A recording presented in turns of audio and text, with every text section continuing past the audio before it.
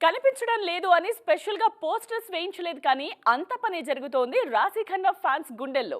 North విషయాలను పక్కన పెడితే సౌత్ లో మాత్రం ఈ భామ సందడి చేసి చాలా కాలమే అవుతోంది.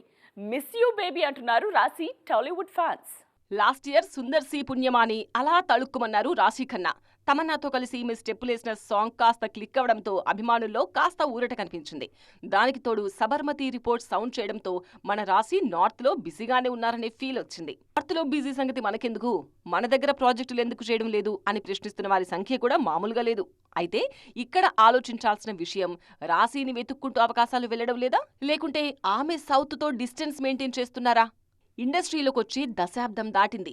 సౌత్ నార్త్ అనే తేడా లేకుండా మంచి ప్రాజెక్టులో భాగమవుతూనే ఉన్నాను. ఇప్పటికీ నా సెలక్షన్లో మార్పేమీ లేదు. కాంటెంట్ ఈజ్ కింగ్ అన్నది నేను నమ్మే పాయింట్. మంచి కథలెక్కడున్నా వాలిపోతా అంటున్నారు రాశి ఖన్నా.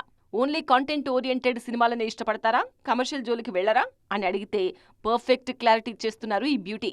నాకు కమర్షియల్ సినిమాలంటే చాలా ఇష్టం, అందుకే చేస్తాను. కానీ కంటెంట్ ఓరియంటెడ్ సినిమాలు నటిగా మంచి పేరు తెచ్చిపెడతాయి, ఆత్మసంతృప్తిని ఇస్తాయి అంటున్నారు రాశి.